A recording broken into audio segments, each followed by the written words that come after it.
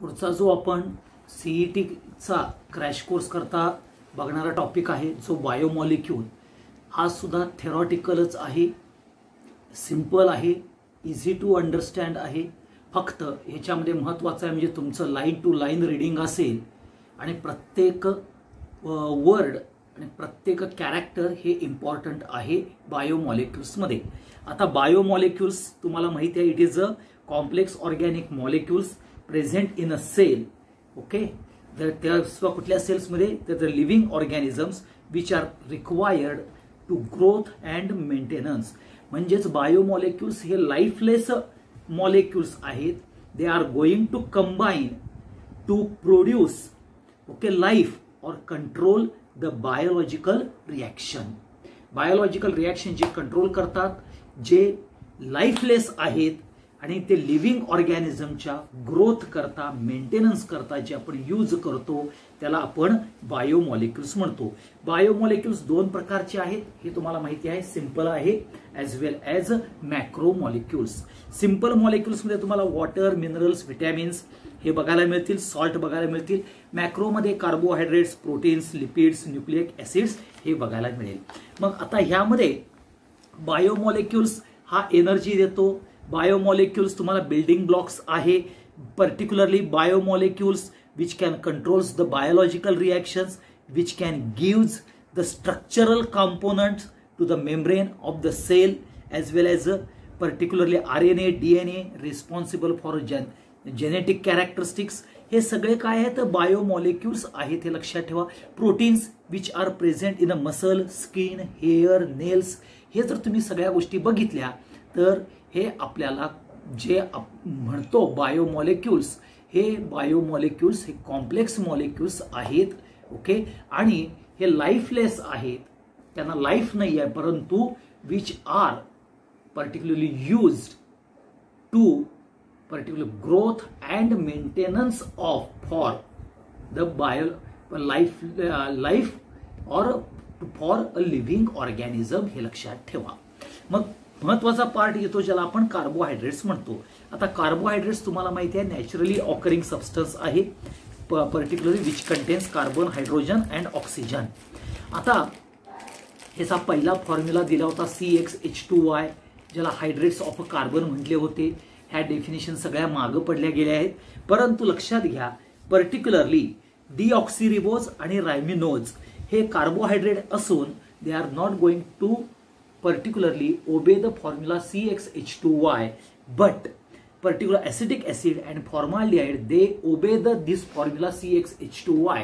म्हणून तो फॉर्म्युला आणि ती डेफिनेशन डिस्कार्ड केली कार्बोहायड्रेट्सची, आणि carbohydrates they are nothing but polyhydroxy optical active polyhydroxy aldehyde और पॉलीहायड्रॉक्सी कीटोन हे म्हटलं जातं, हे लक्षात ठेवा। आता क्लासिफिकेशन ऑफ कार्बोहायड्रेट्स बघितलं तर दोन प्रकारचे येतात, एक शुगर येतं, नॉन शुगर येतं। शुगर बघितलं तर क्रिस्टलाइन सॉलिड्स आहेत, वॉटर सोल्युबल आहेत अँड स्वीट इन टेस्ट आहेत। नॉन शुगर जर बघितलं तर त्या अमॉर्फस आहेत, वॉटर इनसोल्युबल आहेत अँड दे आर टेस्टलेस पॉलिसायक्राइड्स आहेत। शुगर मध्ये तुम्हाला ग्लुकोज, फ्रुक्टोज हे कॅरेक्टर्स बघायला मिळतील। नॉन शुगर्स मध्ये सेल्युलोज आणि स्टार्च बघायला मिळतील। On the basis of hydrolysis of a product, म्हणजे जर कार्बोहायड्रेट्सचं जर तुम्ही कन्व्हर्जन बघितलं तर तुम्हाला सिंपल कार्बोहायड्रेट्स आणखीन पर्टिक्युलरली सिंपल आणि कॉम्प्लेक्स कार्बोहायड्रेट्स असे दोन तुम्हाला पार्ट बघायला मिळतील। सिंपल मध्ये तुम्हाला मोनोसायक्राइड्स बघायला मिळतील आणि कॉम्प्लेक्स कार्बोहायड्रेट्स मध्ये आपल्याला फर्दर ऑलिगोसायक्राइड आणि पॉलिसायक्राइड हे आहे, तुम्हाला माहितीच आहे। सिंपल मध्ये पुन्हा अल्डोज आणि किटोज, कारण अल्डिहाइडिक ग्रुप असेल तर अल्डोज, किटोनिक ग्रुप असेल तर किटोज। अल्डोज मध्ये नंबर ऑफ कार्बन जास्त असतील आणि CHO ग्रुप प्रेझेंट असतील तर तुम्हाला अल्डो ट्रायस, अल्डो टेट्रोज, अल्डो पेंटोज, अल्डो हेक्झोस म्हणतात। तसंच किटोन मध्ये सुद्धा keto triose, keto pentose, keto tetrose असे आपल्याला बघायला मिळतील। आता ऑलिगो म्हणजेच फ्यू, म्हणजे ज्यांच्यामध्ये हायड्रोलिसिस केल्यानंतर 2 to 10 एवढे आपल्याला मोनोसायक्राइड्स जनरेट होतील, त्याला ऑलिगोसायक्राइड्स म्हणतात। पॉलिसायक्राइड्स म्हणजेच number of particularly monosaccharides are present. मग आता तुम्हाला माहिती आहे की मोनोसायक्राइड्स हा जर तुम्ही बघितला तर स्मॉलेस्ट बेसिक युनिट आहे of a carbohydrates which are not undergoes further hydrolysis, आणि म्हणून मोनोहायड्रोलायसिस मोनोसायक्राइड्स हे सिंपल कार्बोहायड्रेट्स मध्ये येतात which does not undergoes further hydrolysis, आणि त्याच्यामध्येच आपल्याला अल्डोज आणि किटोज हे बघायला मिळतात. ऑलिगो हे जातात म्हणजे 2 to 10 एवढे number of units of monosaccharide on hydrolysis they are going to produce. मग त्यामध्ये तुम्हाला ऑलिगोमध्ये डायसायक्राइड बघायला मिळतात ज्याचा आपण सुक्रोज म्हणतो, त्याच्यानंतर ट्रायसायक्राइड जे ज्याला आपण रॅमिनोज म्हणतो किंवा रॅफिनोज म्हणतो, टेट्रासायक्राइड्स ज्याला आपण स्टॅचिओज म्हणतो. ओके, डायसायक्राइड सुक्रोज तुम्हाला ग्लुकोज आणि फ्रुक्टोज देतं, ट्रायसायक्राइड्स मध्ये ग्लुकोज, फ्रुक्टोज आणि गॅलॅक्टोज देतं, टेट्रामध्ये तुम्हाला ग्लुकोज, फ्रुक्टोज आणि 2 युनिट्स ऑफ गॅलॅक्टोज बघायला मिळतं. तसंच तुम्ही पॉलिसायक्राइड्स मध्ये ज्यावेळेला पॉलिसायक्राइड्स मध्ये ज्यावेळेला हायड्रोलिसिस केलं जातं तर number of biopolymers of monosaccharides are going to be present. मग ह्यामध्ये होमोपॉलिसायक्राइड आणि हेटेरोपॉलिसायक्राइड्स, होमो म्हणजेच एक बेसिक मोनोमर्स त्याच्यामध्ये किंवा बायोपॉलिमर प्रेझेंट असतो, म्हणजे बेसिक युनिट त्याच्यातलं सेम युनिट रिपीट होत जातं, आणि हेटेरोमध्ये 2 डिफरंट युनिट्स आपल्याला बघायला मिळतात. मग होमोपॉलिसायक्राइड्स मध्ये तुम्हाला स्टार्च, सेल्युलोज, ग्लायकोजन, डेक्स्ट्रीन, पेक्टिन, चिटीन आणि ग्लायकोजन. पुन्हा सांगतो, स्टार्च, सेल्युलोज, ग्लायकोजन, डेक्स्ट्रीन, पेक्टिन, चिटीन आणि ग्लायकोजन हे तुम्हाला होमोपॉलिसायक्राइडचे बघायला मिळतात. हेटेरोमध्ये हेमिसेल्युलोज, हिपॅरिन, गम, म्युसिलेज, नंतर इन्शुलिन हे तुम्हाला बघायला मिळतं, हे लक्षात ठेवा. आणि स्टार्चचं कन्व्हर्जन हे आपल्याला पर्टिक्युलरली पॉलिसायक्राइडचं कन्व्हर्जन ग्लुकोज मध्ये होतं, हे सगळ्यात इम्पॉर्टंट कॅरेक्टर आहे. म्हणजेच जर classification of carbohydrates on the basis of hydrolysis बघितलं तर इकडं सिंपल येईल, इकडं तुमचं कॉम्प्लेक्स येईल. सिंपल मध्ये तुम्हाला आपण मोनोसायक्राइड म्हणतो त्यामध्ये अल्डोज आणि किटोज येईल, आणि इकडं ऑलिगो आणि पॉलिसायक्राइड येईल. ऑलिगो मध्ये तुम्हाला डाय, ट्राय, टेट्रा, डाय मध्ये तुम्हाला सुक्रोज बघायला मिळेल, ट्राय मध्ये तुम्हाला रॅफिनोज बघायला मिळेल, टेट्रा मध्ये तुम्हाला पर्टिक्युलर स्टॅच्यूज बघायला मिळतील, हे लक्षात ठेवा. त्यानंतर पुढचं क्लासिफिकेशन येतं कार्बोहायड्रेट्सचं, ज्याला आपण रिड्युसिंग शुगर आणि non reducing sugar. The saccharides which reduce the Fehling solutions and Tollens reagent. म्हणजे लक्षात घ्या, कार्बोनिल ग्रुप ज्या वेळेला फेलिंग सोल्युशन आणि टोलेन्स रिएजंटला रिड्यूस होतो त्याला रिड्युसिंग शुगर्स म्हणतात, आणि जे फ्री अल्डिहाइडिक ग्रुप आणि किटोनिक ग्रुप असेल तेच undergoes for the reduction with Fehling solutions and Tollens. मग ग्लुकोज, फ्रुक्टोज, माल्टोज आणि lactose they are free aldehydic आणि ketonic group, so they are undergoes reducing with reducing character with Fehling solution and Tollens reagent, ज्याला reducing sugars म्हणतात.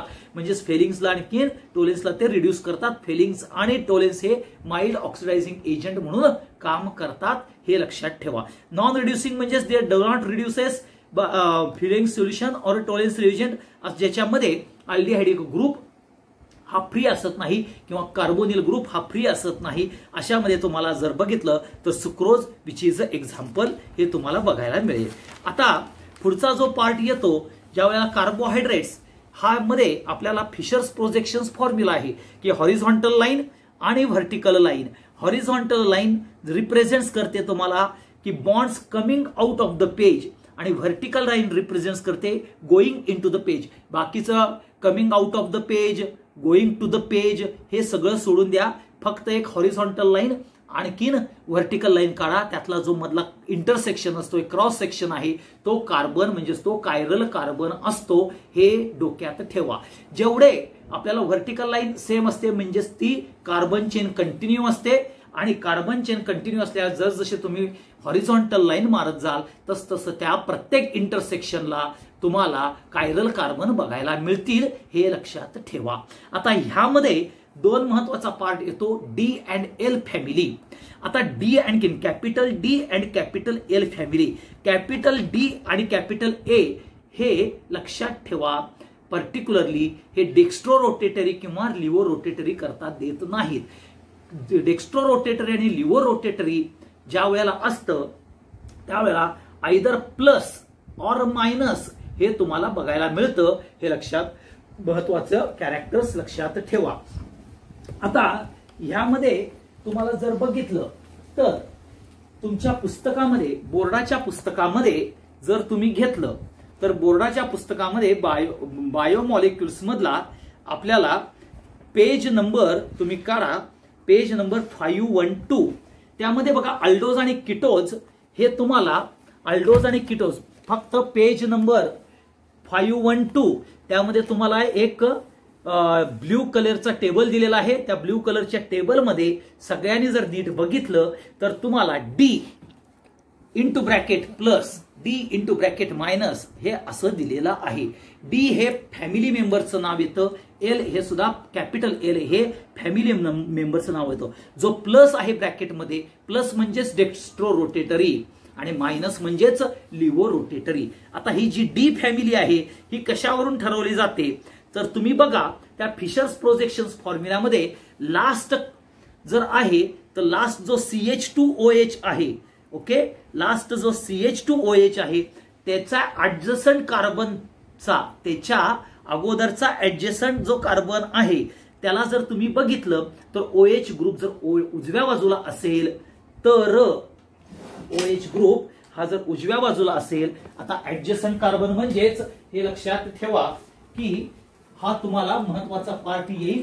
हे जर तुमचा हा असेल इथं CH2OH असेल आणि हा OH असेल, किंवा हे तुमचा असेल इथं CH2OH असेल आणि हा OH असेल. ह्या CH2OH चा जो फिशर्स प्रोजेक्शन्स मधला लास्ट जो आपल्याला पार्ट CH2OH आहे त्याच्या उजव्या हाताला जर असेल तर तो डी फॅमिली मेंबरचा येईल आणि डाव्या हाताचा असेल तर तो एल फॅमिलीचा मेंबर येईल. आता ह्या डी च्या पुढं प्लस जर असेल तर तो डी फॅमिलीचा मेंबर डेक्स्ट्रो रोटेटरी कॅरेक्टर देतो. डी फॅमिलीच्या मेंबरच्या पुढे मायनस असेल तर डी फॅमिलीचा मेंबर तो तुम्हाला लिव्हो रोटेटरी कॅरेक्टर देईल. जर एल फॅमिली असेल म्हणजेच OH ग्रुप हा जर डाव्या साईडला असेल तर एल प्लस म्हणजेच डेक्स्ट्रो रोटेटरी आणि एल मायनस म्हणजेच लिव्हो रोटेटरी. म्हणजे L family levo rotatory, D family levo rotatory.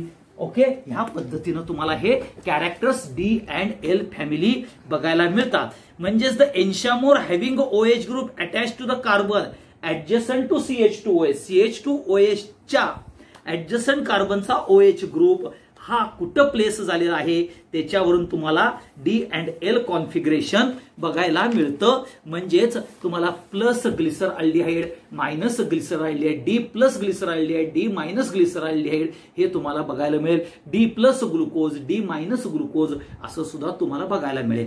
म्हणून तुम्ही बघा ज्यावेळेला ग्लुकोज डी किंवा ग्लुकॉन डी हे तुम्ही ब्रँड्स माहिती आहेत तुम्हाला, तर त्या ग्लुकॉन डी आणि ग्लुकोज डी मध्ये डी हा कॅपिटल आहे, हा तो डी कॅपिटल आहे म्हणजे तो डी फॅमिलीचा मेंबर आहे. It is nothing to do with the dextro rotatory and levo rotatory character. हे सगळ्यात लक्षात ठेवा. त्याच्यानंतर तुमचं ग्लुकोजचं फिशर्स प्रोजेक्शन स्ट्रक्चर्स बघा. ग्लुकोज हा जर बघितला, ग्लुकोज ऑकर्स नॅचरली, ओके, तो शुगरमध्ये, ब्लड शुगरमध्ये, ग्रेप्समध्ये बघायला मिळतो आपल्याला, हनीमध्ये पण आहे, हे लक्षात ठेवा. आणि ग्लुकोज हा पेंटा हायड्रॉक्सी अल्डिहाइड आहे. ग्लुकोजचं स्ट्रक्चर्स बघून घ्या, ते इम्पॉर्टंट आहे. त्याच्यामध्ये 4 कायरल कार्बन्स आहेत. त्या 4 कायरल कार्बन्समुळे तो 16 आयसोमर्स प्रेझेंट करतो, एवढं लक्षात ठेवा. त्याच्यामध्ये एक अल्डिहाइड ग्रुप आहे, 4 सेकंडरी अल्कोहोलिक ग्रुप आहेत आणि एक प्रायमरी अल्कोहोलिक ग्रुप आहे.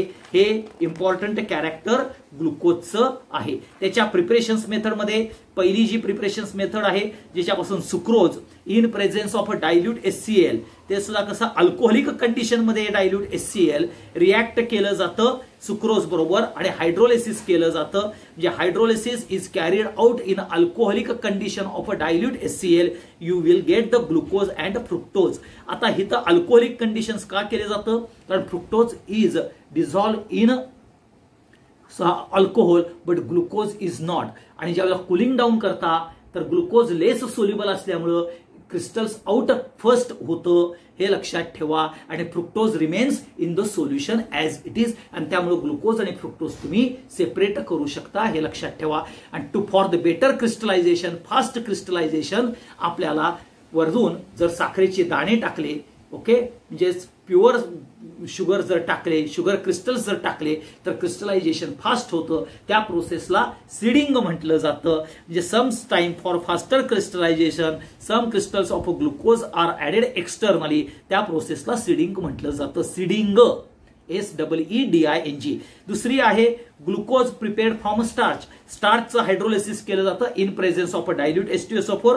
तुम्हाला ग्लुकोज मिळालं जातं. परंतु इथं डायल्यूट H2SO4 एक्सेस मध्ये घेतल्यामुळं तुम्हाला त्याच्यामध्ये चॉक पावडर ऍड केली जाते. चॉक पावडर म्हणजेच कॅल्शियम कार्बोनेट ज्यावेळेला H2SO4 बरोबर एक्सेस H2SO4 ला न्यूट्रलाइज करतं आणि कॅल्शियम सल्फेट तयार करतं. हे लक्षात ठेवा. Excess H2SO4 gets neutralize by chalk powder. आणि त्यामध्ये पर्टिक्युलरली ऍक्टिव्हेटेड चारकोल किंवा अॅनिमल चारकोल सुद्धा ऍड केला जातो. तो अॅनिमल चारकोल का ऍड केला जातो?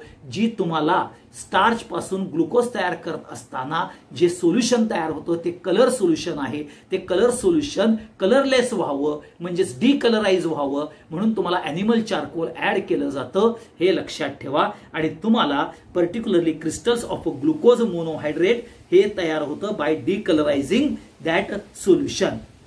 आणि तुम्हाला त्याचं परत रिक्रिस्टलायझेशन केलं जातं मेन्थॉल ऍड करून. तुम्हाला पर्टिक्युलरली रिक्रिस्टलायझेशन शुगर क्रिस्टल्स आपल्याला बघायला मिळतात. हे लक्षात ठेवा. That is the importance of the chalk powder and H2SO4 in the preparation of glucose from starch. मग त्याच्यानंतर ग्लुकोज हा ओपन चेन स्ट्रक्चर आहे का क्लोज चेन स्ट्रक्चर आहे ह्याच्या संदर्भातल्या रिएक्शन्स आपल्याला बघायच्या आहेत. आता पहिली रिएक्शन जर तुम्ही बघितली HI with red phosphorus at 373 kelvin घेतलं तर N हेक्झेन होतं. आणि त्यामुळं glucose is a straight chain structure. आणि तुम्हाला रेड फॉस्फरस मुळे N हेक्झेन होतात. म्हणजे 6 carbons they are linked with in a straight chain म्हणजेच ओपन आहे. हे तुमच्या लक्षात येईल. दुसरं हायड्रॉक्सिल अमाइन NH2OH बरोबर रिॲक्ट केलं तर NH2OH हा तुम्हाला माहिती आहे की कार्बोनिल ग्रुपला अटॅच होतो आणि हायड्रॉक्सिल अमाइन आपल्याला ग्लुकोजचं ऑक्झाईम तयार करतं. आता हे जे ग्लुकोज ऑक्झाईम तयार केलं जातं आणि पुढचं परत हायड्रोजन सायनाइड म्हणजेच HCN बरोबर ह्या ऍडिशन रिॲक्शन आहेत. HCN हायड्रॉक्सिल अमाइन हे ऍड होतात कुठं तर शुगर मधल्या अल्डिहाइडिक ग्रुपच्या C डबल बॉन्डला ऍड होतात आणि ग्लुकोज सायनोहायड्रीन आणि ग्लुकोज ऑक्झाईम हे तयार करतात. ह्या दोन रिएक्शन्स काय करतात? There is a confirmation of a carbonyl group present in a glucose. That is number 1. पुढची जी आहे ऑक्सिडेशन ऑफ ग्लुकोज. आता oxidation of glucose Br2 with H2O केलं जातं. आणि ऑक्सिडेशन कुणाचं होतं तर अल्डिहाइडचं होतं. कारण अल्डिहाइड इझिली ऑक्सिडेशन मध्ये जातो आणि ग्लुकोनिक ऍसिड तयार करतं. हे इंडिकेट करतं the carbonyl group present in the form of CHO. कारण का कीटोन इझिली ऑक्सिडाइज मध्ये जात नाही जेवढा अल्डिहाइडिक ग्रुप जातो. म्हणजेच अल्डिहाइड ग्रुप हा ग्लुकोज मध्ये प्रेझेंट आहे. ही रिएक्शन कन्फर्म करते oxidation of glucose that is in presence of Br2 in water. त्याच्यानंतर डायल्यूट HNO3 बरोबर ज्या वेळेला ऑक्सिडेशन रिएक्शन केली जाते त्यावेळेला CHO चं कन्व्हर्जन COOH मध्ये होतं आणि जो प्रायमरी अल्कोहोल आहे CH2OH त्याचं सुद्धा कन्व्हर्जन COOH मध्ये होऊन तुम्हाला सॅक्रिक ऍसिड तयार होतं. आता ही रिएक्शन सुद्धा लक्षात घेतलं सांगतं की त्यामध्ये ग्लुकोज मध्ये इंडिकेट करतं की primary alcoholic group is also present आणि as well as aldehydic group is present. हे सुद्धा कन्फर्मेशन केलं जातं बाय धिस रिएक्शन. आणि ज्या वेळेला तुम्ही हे सॅक्रिक ऍसिड केल्यानंतर पुढचा पार्ट येतो ज्या वेळेला ऍसिटायलेशन. ऍसिटायलेशन दोन प्रकारानं केलं जातं. एक acetic anhydride with catalyst anhydrous ZnCl2 किंवा पर्टिक्युलर ऍसिटाइल क्लोराइड म्हणजे CH3COCl किंवा ऍसिटिक अनहायड्राइड बरोबर रिएक्शन करून in presence of anhydrous ZnCl2 glucose penta acetate हे तयार होतं. आता हा जो ग्लुकोज पेंटा ऍसिटेट आहे हे कन्फर्म करतं there are 5 hydroxyl group present in glucose structure. हे लक्षात ठेवा. आणि म्हणून आपल्याला ग्लुकोजच्या हे ओपन चेन स्ट्रक्चर असलेल्याच्या ह्या रिॲक्शन्स आहेत. पहिली NH2OH बरोबर, नंतर HCN बरोबर ही ऍडिशन रिॲक्शन आहे. Br2 इन वॉटर आणि डायल्यूट HNO3 बरोबर किंवा कॉन्सन्ट्रेटेड HNO3 बरोबर आपल्याला ऑक्सिडेशन ऑफ ग्लुकोज बघायला मिळतं आणि पर्टिक्युलरली ग्लुकोज पेंटा ॲसिटेट फॉर्मेशन होतं फ्रॉम ॲसिटिक अनहायड्राइड. ह्या सगळ्या रिॲक्शन्स वरनं लक्षात ठेवा ग्लुकोज हा पर्टिक्युलरली आपल्याला काय देतो तर ग्लुकोज हे सांगतं की ओपन चेन स्ट्रक्चर आहे. म्हणजेच मग ऑक्सिडेशन असू दे, okay, strong oxidising agent HNO3 सारखं असेल, mild oxidising agent bromine in water असेल किंवा आपल्याला ॲसिटिक अनहायड्राइड किंवा ॲसिटाइल क्लोराइड बरोबरच्या रिॲक्शन्स असतील, ह्या सगळ्या ग्लुकोजची चेन ओपन आहे हे कन्फर्म करण्याकरता ह्या रिॲक्शन्स बघायला मिळतात. तसंच आपल्याला ग्लुकोजचं जर रिडक्शन केलं, ओके, NaHG इन वॉटर बरोबर, आता लक्षात घ्या तुम्ही अल्डिहाइडचं रिडक्शन करता NaHG इन वॉटर मध्ये, तिथं तुम्हाला प्रायमरी अल्कोहोल मिळतं. तसंच इथं NaHG इन वॉटर बरोबर ज्यावेळेला तुम्ही रिॲक्शन करता त्यावेळेला अल्डिहाइडिक ग्रुप ग्लुकोजचा हा रिडक्शन मध्ये जातो आणि CH2OH त्याचं कन्व्हर्जन होतं आणि तुम्हाला ग्लुकोजचं कन्व्हर्जन सॉर्बिटॉल म्हणजेच हेक्साहायड्रिक अल्कोहोल मध्ये होतं. ही सुद्धा रिॲक्शन कन्फर्म करते की ग्लुकोज हा ओपन चेन स्ट्रक्चर आहे. कारण ग्लुकोज हा ओपन आहे का क्लोज आहे ह्याच्यावरती महत्वाचा पार्ट डिसाइड होतो, हे लक्षात ठेवा. आता दुसरा सांगतात काय की glucose is cannot explain by open chain structure. म्हणजे ग्लुकोजचं ओपन चेन स्ट्रक्चर आहे किंवा नाही ह्याच्याबद्दल कन्फ्युजन करणाऱ्या काय काय रिॲक्शन्स आपल्याला बघायला मिळतात. कारण open chain structure glucose explain by most of its properties, परंतु काय काही प्रॉपर्टीज एक्सप्लेन करत नाहीत. तुम्हाला ऑक्सिडेशननं, तुम्हाला रिडक्शननं, तुम्हाला particularly addition reaction with the HCN ह्या प्रॉपर्टीज प्रूव्ह केल्या. परंतु लक्षात घ्या डिस्पाइट CHO ग्रुप असताना, okay, glucose does not react with sodium bi sulphide NaHSO3 बरोबर जात नाही किंवा अमोनिया बरोबर तो ऍडिशन रिॲक्शन देत नाही. Glucose does not give Schiff's test, Schiff's बरोबरची टेस्ट देत नाही ग्लुकोज. तसंच 2,4-DNP बरोबर म्हणजे 2,4-डायनायट्रोफिनाइल हायड्राझिन बरोबर ग्लुकोज टेस्ट देत नाही इन्स्पाइट अल्डिहाइडिक ग्रुप प्रेझेंट असून. मग आता ह्या रिॲक्शन काय सांगतात की अल्डिहाइडिक ग्रुप हा किंवा ग्लुकोजचं स्ट्रक्चर ओपन आहे का क्लोज आहे ह्याच्यामध्ये पुन्हा तुम्हाला कन्फ्युजन किंवा डायलमा हा क्रिएट केला जातो. आता ग्लुकोज बघा रिॲक्ट करता हायड्रॉक्सिल अमाइन बरोबर, परंतु आणि ऑक्झाईम तयार करतं, परंतु ग्लुकोज पेंटा ॲसिटेट काय आहे रे, इट्स डेरिव्हेटिव्ह ऑफ ग्लुकोज. म्हणजे CHO ग्रुप ग्लुकोज पेंटा ॲसिटेट मध्ये आहे, परंतु ते हायड्रॉक्सिल अमाइन बरोबर रिॲक्शन करत नाही, हे लक्षात ठेवा. म्हणजेच there is a absence of free CHO group in glucose और ग्लुकोज पेंटा ॲसिटेट, हे असं आपल्याला ह्या रिॲक्शन वरून कन्फर्म करता येतं, हे लक्षात ठेवा.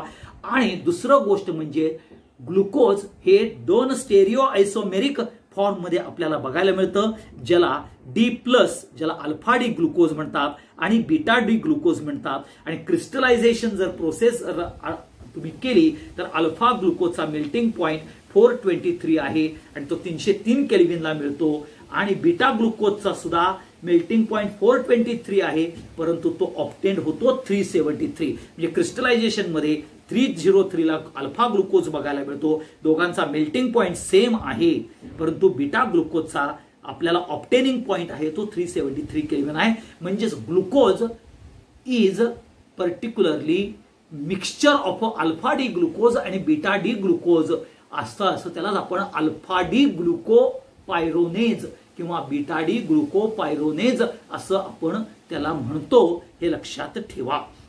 ओके, आणि त्यामुळं ह्या सर्टन कॅरेक्टर्समुळं result shows that glucose does not have a open chain structure. म्हणजे ग्लुकोज हे क्लोज चेन स्ट्रक्चर आहे हे तयार होतं किंवा हे कन्फर्मेशनकडे लीड करतं.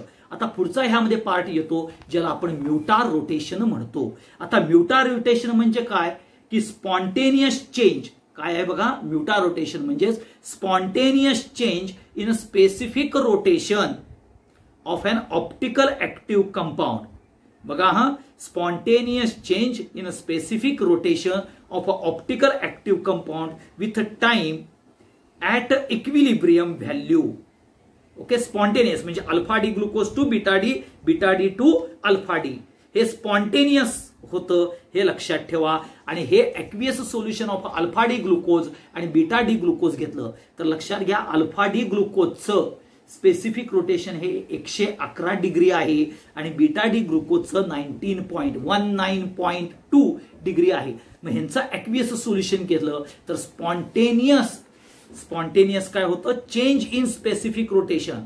म्हणजे स्पेसिफिक रोटेशन म्हणजेच डेक्स्ट्रो रोटेटरी आणि लिव्हो रोटेटरी जो चेंज असतो तो स्पॉन्टेनियस चेंज होतो आणि इक्विलिब्रियम एक्झिस्ट होतो. आणि इक्विलिब्रियम एक्झिस्ट झालं की अल्फा डी ग्लुकोज आणि बीटा डी ग्लुकोजचं मिक्सचर हे ग्लुकोजमध्ये टर्न होऊन ग्लुकोजचं जे स्पेसिफिक रोटेशन आहे ते प्लस 52.5 डिग्री सेल्सिअस 5 डिग्रीज हे बघायला मिळतं. आणि प्लस म्हणजेच ग्लुकोज हा डेक्स्ट्रो रोटेटरी आहे हे होतं. परंतु त्याच्यामध्ये अल्फा डी ग्लुकोज आणि बीटा डी ग्लुकोज हे दोन्हीही प्रेझेंट आहे, हे लक्षात ठेवा. मग सायक्लिक स्ट्रक्चर हे काय येतं त्याच्यामध्ये, तर ज्या पर्टिक्युलरली चेनमध्ये फिशर्स प्रोजेक्शन चेनमध्ये 5 to 6 मेंबर कार्बन रिंग असेल, ओके, आणि त्याच्यामध्ये अल्डिहाइडिक ग्रुप किंवा कार्बोनिल ग्रुप जर प्रेझेंट असेल तर हेमी ऍसिटाइल फॉर्मेशन होतं.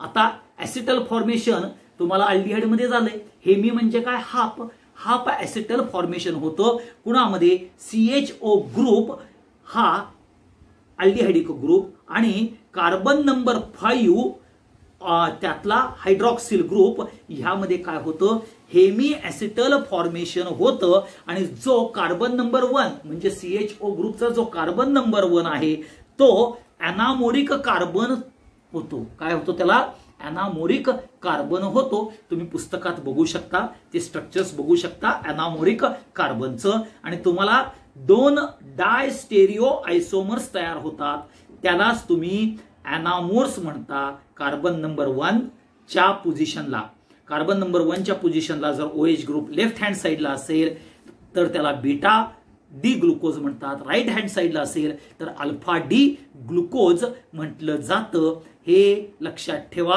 ह्याच्याकडं पर्टिक्युलरली हा कार्बन नंबर 1 आहे, इथं हेमी ऍसिटल फॉर्मेशन झालेला आहे बघा, त्यामधला हा कार्बन नंबर 1 हेमी ऍसिटल फॉर्मेशन मध्ये जातो आणि डायस्टेरिओ आयसोमर्स देतो, त्याला अनामोर्स म्हणतात. आणि ह्या कार्बनला अनामोरिक कार्बन म्हणतात, जो कार्बन नंबर 1 आहे तो. ओके, आणि हे दोन्हीही अल्फा डी ग्लुकोज आणि बीटा डी ग्लुकोज हे अनामोर्स आहेत. ह्यातला कार्बन नंबर 1 मधला HO ग्रुप, OH ग्रुप जो आहे तो उजव्या साईडला आहे, तो अल्फा डी ग्लुकोजचा आहे. डाव्या साईडला आहे तो आपल्याला बीटा डी ग्लुकोज बघायला मिळतं, हे लक्षात ठेवा. आणि ह्याचं स्ट्रक्चर पायरन टाइप स्ट्रक्चर येतं आणि म्हणून अल्फा डी ग्लुकोजला अल्फा डी ग्लुकोपायरोनेज किंवा बीटा डी ग्लुकोपायरोनेज स्ट्रक्चर्स म्हटलं जातं. हे सगळ्यात इम्पॉर्टंट कॅरेक्टर ग्लुकोजच्या बाबतीत येतं. मग त्याच्यानंतर आपल्याला पुढचा हॅवॉर्थ प्रोजेक्शन फॉर्म्युला येतो. आता हॅवॉर्थ प्रोजेक्शन फॉर्म्युल्यामध्ये लक्षात घ्या, फिशर्स प्रोजेक्शन फॉर्म्युला आपल्याला काय करायचा आहे की हॅवॉर्थ प्रोजेक्शन फॉर्म्युल्यामध्ये कन्वर्ट करायचा आहे.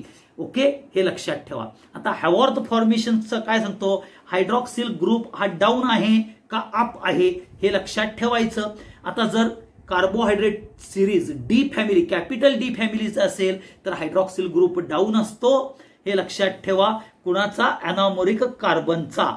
ओके, म्हणजे अल्फा असेल तर अनामोरिक कार्बनचा डाऊन असतो आणि हायड्रॉक्सिल ग्रुप जर अप असेल तर तो बीटा असेल. आणि एल फॅमिलीमध्ये एक्झॅक्टली उलट असतं, हायड्रॉक्सिल ग्रुप हा अप असतो कुणा करता, अल्फा डी ग्लुकोज करता, आणि बीटा डी ग्लुकोज करता हायड्रॉक्सिल ग्रुप डाऊन असतो, हे लक्षात ठेवा. मग हे स्ट्रक्चर्स कसं काढायचं लक्षात घ्या की आता तुम्हाला माहिती आहे ग्लुकोजमध्ये 6 कार्बन आहेत, म्हणजेच फ्लॅट, लक्षात घ्या आपल्याला फ्लॅट हेक्झॅगॉन काढायचा आहे. काय काढायचं आहे, फ्लॅट हेक्झॅगॉन काढायचा आहे.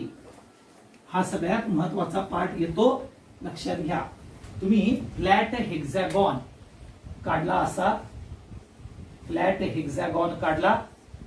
ओके, फ्लॅट हेक्झॅगॉन आता जो हेमी ऍसिटल तयार झालेला आहे की नाही ग्लुकोपायरोनेज मध्ये किंवा अल्फा डी ग्लुकोज मध्ये, तो अप्पर कॉर्नर, तो O group upper corner of a hexagon टाकायचा आणि करेक्ट त्याच्या लेफ्ट हँड साइडला जो कॉर्नर आहे तिथे एक अशी बार द्यायचा आणि त्या बार वरती इथं CH2OH जो सगळ्यात at the end of the chain of the glucose बघायला मिळतो तो CH2OH लिहायचा.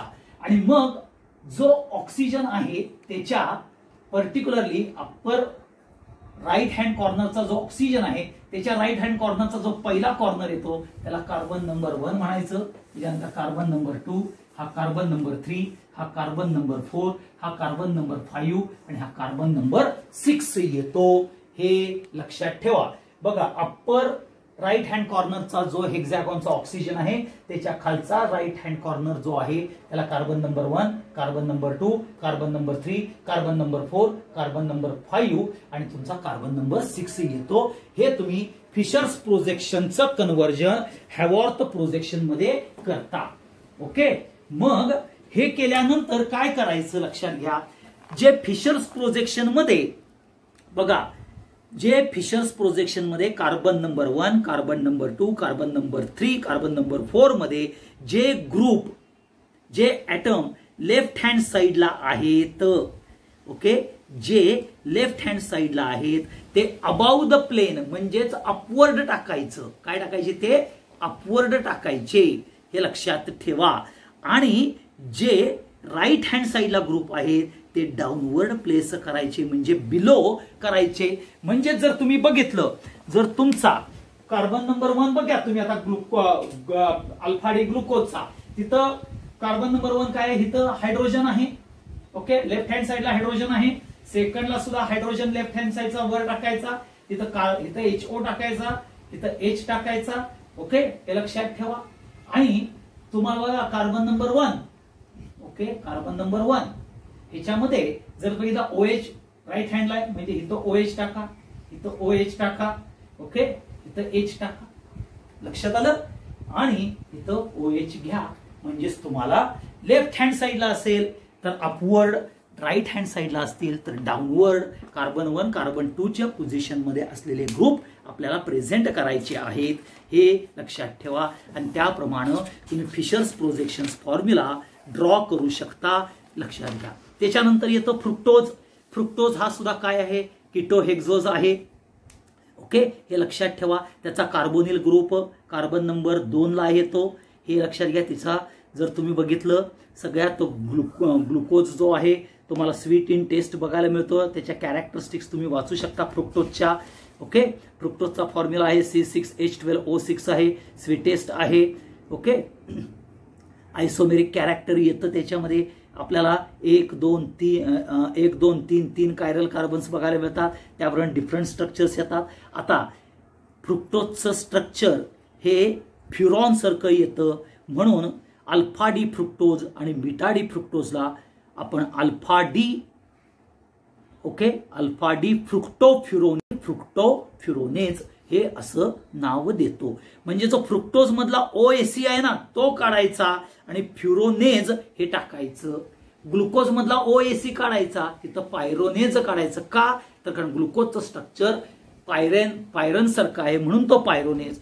फ्रुक्टोजचं स्ट्रक्चर फ्युरॉन सारखं आहे म्हणून फ्युरोनेज. हे लक्षात ठेवा. आणि सेम हॅवॉर्थ प्रोजेक्शन आणि फिशर प्रोजेक्शन लाईक ग्लुकोज हे तुम्ही बघायचं आहे. हे लक्षात ठेवा.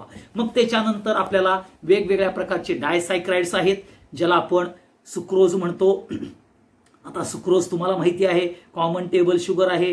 त्याच्यामध्ये सुक्रोजचं हायड्रोलिसिस केलं की ग्लुकोज आणि फ्रुक्टोज मिळतं. म्हणजेच थोडक्यात काय लक्षात घ्या, ह्या सुक्रोज असेल, माल्टोज असेल किंवा तुमचं सेलिओबोस असतील किंवा लॅक्टोज असेल, ह्यामध्ये लक्षात ठेवायचं की ह्यातले ग्लायकोसाइडिक लिंकेज ही कशी प्रेझेंट आहे हे लक्षात घ्या.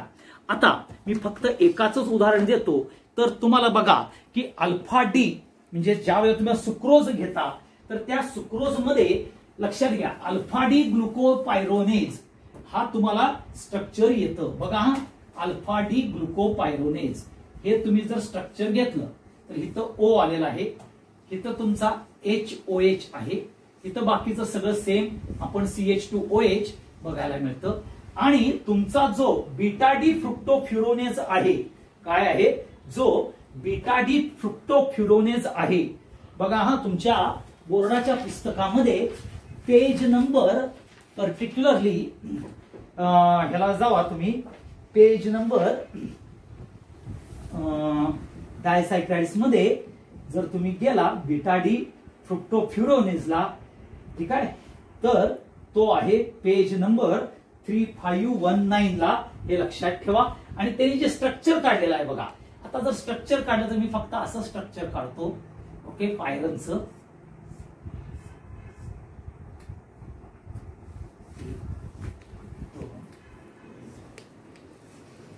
ओके, आणि इथं तुमचा जे काही ग्रुप असतील ते, आणि इथं लक्षात घ्या की CH2OH हा कार्बन नंबर 1 जर बघितला फ्रुक्टोफ्युरोनेज, जर तुम्ही आपण बीटा डी फ्रुक्टोफ्युरोनेज हे जर कॅरेक्टर घेतलं तर OH खालती येतो आणि इथं CH2OH येतं. आणि ह्या OH आणि ह्या OH मधनं H2O बाहेर पडतं. आता हा कार्बन नंबर 1 आहे आणि हा कार्बन नंबर आपल्याला 2 बघायला मिळतं. ओके, आणि त्यामुळे तुम्हाला जी ग्लायकोसायडिक लिंकेज आहे सुक्रोज मध्ये ती काय बघायला मिळतं, carbon number 1 of alpha D glucose linked with carbon number 2 of beta D fructofuranose. हे लक्षात ठेवा. म्हणजेच तुम्हाला जे alpha D glucose, beta D glucose, alpha furanose, beta furanose हे स्ट्रक्चर्स घेऊन एकमेकासमोर जर मांडले आणि त्यातले ऑलमोस्ट कार्बन नंबर 1 हा त्यामध्ये आपल्याला बघायला मिळतो. कार्बन नंबर 1 आणि कार्बन नंबर 4 ह्यामध्ये तुम्हाला ग्लायकोसायडिक लिंकेज बघायला मिळतात. मग आता माल्टोज मध्ये बघा ग्लायकोसायडिक लिंकेज काय दिलंय, 1 to 4 अल्फा. म्हणजेच ह्यामध्ये 2 अल्फा डी ग्लुकोज म्हणजे अल्फा डी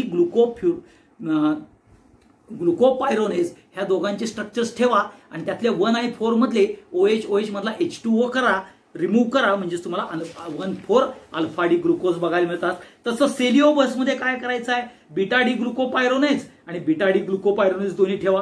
त्याच्यामध्ये सुद्धा 1,4च आहे ग्लायकोसायडिक लिंकेज आणि ह्या ग्लायकोसायडिक लिंकेज तुम्हाला विचारल्या जातात. हे इम्पॉर्टंट कॅरेक्टर. त्याच्यानंतर पुढचं येतं पॉलिसायक्राइड. आता पॉलिसायक्राइड्स मध्ये तुम्हाला स्टार्च हा बघायला मिळतो आणि स्टार्च मध्ये 2 पार्ट येतात, अमायलोज आणि अमायलोपेक्टिन. अमायलोज हा 20% आहे, अमायलोपेक्टिन हा 80% आहे. हे लक्षात ठेवा. स्टार्च कुठं कुठं मिळतात, कुठं सापडतात, त्यांचा प्रेझेन्स, अबंडन्स हे तुम्हाला माहिती असलंच पाहिजे. अमायलोजचं शॉर्ट नोट तुमच्या पुस्तकात दिलेली आहे बघा, त्यामध्ये लिनियर आहे. 200 to 1000 अल्फा डी ग्लुकोपायरोनेज लिंक्ड केलं की तुम्हाला ग्लायकोसायडिक लिंकेज 1,4 अल्फा ग्लायकोसायडिक लिंकेज, इथं सुद्धा 1,4 अल्फा ग्लायकोसायडिक लिंकेज आहे. हे लक्षात ठेवा. कुणामध्ये तर अमायलोज मध्ये जो वॉटर सोल्युबल कंपोनंट आहे 20% ऑफ स्टार्च आहे. तसंच अमायलोपेक्टिन मध्ये 2 पार्ट बघायला मिळतात, एक लिनियर आणि एक ब्रांच, आणि तो इनसोल्युबल कंपोनंट आहे. एक जे लिनियर कॉम्बिनेशन येतं त्यामध्ये 1,4 ग्लायकोसायडिक लिंकेज मिळतं आणि जो ब्रांच मध्ये येतं ते 1,6 ग्लायकोसायडिक लिंकेज आहे, अल्फा ग्लायकोसायडिक लिंकेज आहे. हे बघून घ्या. तसंच सेल्युलोजचा पार्ट येतो, हे लक्षात ठेवा. आता ह्यामध्ये तुम्हाला विचारलं जातं की बाबा why human cannot digest cellulose, तर तुम्हाला माहिती आहे की cellulolytic bacteria is not present in human stomach, that's why we are not going to particularly digest the cellulose character just like a ruminant mammals. Okay, हे लक्षात ठेवा. Structures बघा, ग्लायकोजनचं structure जे आहे इट इज सेम लाईक आपल्याला जर बघितलं तर अल्फा डी ग्लुकोज आणि बीटा डी ग्लुकोज सुक्रोज सारखं तुम्हाला बघायला मिळेल. हे लक्षात ठेवा. स्टार्च आणि ग्लायकोजन मध्ये काय आहे की starch is the main storage molecule of plants, glycogen हा अॅनिमल्स मध्ये बघायला मिळतं. हे लक्षात ठेवा. ग्लायकोजन हा अॅनिमल स्टार्च म्हणून ओळखला जातो. म्हणून मग विचारतील अॅनिमल स्टार्च इज, MCQ ला विचारतील तर तो ग्लायकोजन आहे. प्लांट स्टार्च इज तर ओनली स्टार्च, एवढं लक्षात ठेवायचं. नाहीतर तुम्ही त्याला काहीतरी वेगळं हे कराल तुम्ही. ओके, हे इम्पॉर्टंट कॅरेक्टर्स येतात. हे महत्वाचा पार्ट येतो कोणाच्या बाबतीत, ग्लुकोजच्या बाबतीत. आता एक हे सोडून तुम्हाला ग्लुकोजचा महत्वाचा पार्ट जो येतो तो लक्षात घ्या की particularly what do you mean by epimers in context with glucose, mannose, D glucose, D galactose. ह्यामध्ये एपिमर्स म्हणजे काय आहे हे लक्षात ठेवा. सी, ग्लुकोज आणि मॅनोज जे आहेत ते कॉन्फिगरेशनल आयसोमर्स आहेत, परंतु ते मिरर इमेज नाही आहेत. ते कसे आहेत? नॉन सुपर इम्पोजेबल इमेजेस आहेत. कॉन्फिगरेशन जर तुम्ही बघितलं, कार्बन नंबर 3, कार्बन नंबर 4 आणि कार्बन नंबर 5 इज सेम, फक्त कार्बन नंबर 2 हे डिफरंट बघायला मिळतात. परंतु both configuration isomers are non superimposable. हे सुपर इम्पोजेबल नसल्यामुळं ते मिरर इमेजेस नाही आहेत. आणि ह्याच्यामुळं 2 डायस्टेरिओमर्स डिफर इन कॉन्फिगरेशन. ते कॉन्फिगरेशन डिफर आहेत, but at only 1 unsymmetric carbon हे आपल्याला डिफर बघायला मिळतात. त्यालाच एपिमर म्हणतात. म्हणजेच इथं बघा की तुम्हाला ग्लुकोज आणखीन मॅनोजचं दिलेलं आहे. इथं बघा बाकीचं सगळ्या दोघांच्या मध्ये आपल्याला सुपर इम्पोजिबल कॅरेक्टर्स कुठं बघायला मिळत नाहीत, नॉन सुपर इम्पोजिबल आहेत. फक्त कार्बन नंबर जर 2 मध्ये जर बघितलं तर OH ग्रुप हा डिफरंट पोझिशनला आहे. म्हणजे 2 स्टेरिओ आयसोमर ग्लुकोज आणखीन मॅनोज मध्ये बघायला मिळतात. मग ग्लुकोज आणि मॅनोज हे आपल्याला एपिमर्स आहेत ऍट कार्बन नंबर 2, एवढं लक्षात ठेवा. तसंच सिमिलर डी काय आहे, डी लॅक्टोज आणि डी टॅलोज हे जर आयोडोज अँड टॅलोज हा जर तुम्ही बघितला तर ह्याच्यामध्ये तुम्हाला कार्बन नंबर म्हणजे हा 1, 2, 3 कार्बन मध्ये आपल्याला वेगळं जो कार्बन बघायला मिळतो, जिथं आपल्याला exactly position of OH group is differ but other characters are the same. तर त्या ह्या स्टेरिओ आयसोमर्सला एपिमर्स म्हटलं जातं. हे फक्त डोक्यात ठेवा. हे सगळ्यात इम्पॉर्टंट कॅरेक्टर येतं regarding the particularly to whom in particularly ग्लुकोजच्या संदर्भात एपिमर्स कॅरेक्टर्स आपल्याला बघायला मिळतात. म्हणजे ते नॉन सुपर इम्पोजेबल इमेजेस आहेत. तिथं सुपर इम्पोजेबल इमेजेस म्हणजे मिरर इमेज नाही आहे. ओके, C3, C4, C5 मध्ये सोडलं तर बाकीच्या कार्बन नंबर 2 मध्ये हा किंवा कार्बन नंबर 3 मध्ये तुम्हाला डिफरंट कॅरेक्टर्स बघायला मिळतात. हे लक्षात ठेवा.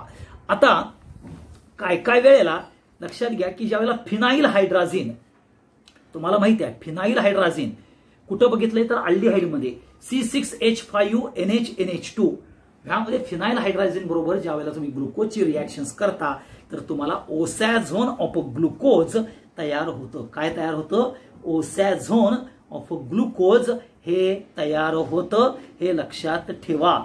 आणि हे ओसॅझोन म्हणजे फिनाइल हायड्राझिन बरोबर आपल्याला ओसॅझोन तयार होतं. आणि तुम्हाला पर्टिक्युलरली ओसॅझोन फॉर्मेशन हा इम्पॉर्टंट कॅरेक्टर येतं. हे ग्लुकोजच्या बाबतीत आपण बघू शकतो. हे लक्षात घ्या. बाकीचा पार्ट आपल्याला ग्लुकोजमध्ये विशेष जास्ती काहीही प्रेझेंट नाही आहेत. म्हणजे पार्ट विशेष एवढा नाही आहे, एवढं लक्षात ठेवा.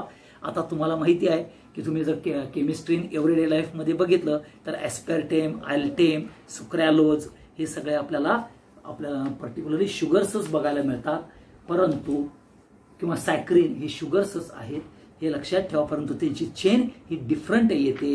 हे इम्पॉर्टंट कॅरेक्टर ग्लुकोजच्या बाबतीत आपल्याला बघायला मिळतं. ओके, तर इथं आपल्याला पूर्णपणे मी ग्लुकोज बायोमॉलिक्युल्स मधलं समजावून सांगितलेलं आहे. आता पुढचा जो व्हिडिओ आहे तो तुम्हाला protein, hormones, lipids, RNA, DNA, vitamins ह्या संदर्भात तुम्हाला बघायला मिळेल. एवढं लक्षात ठेवा.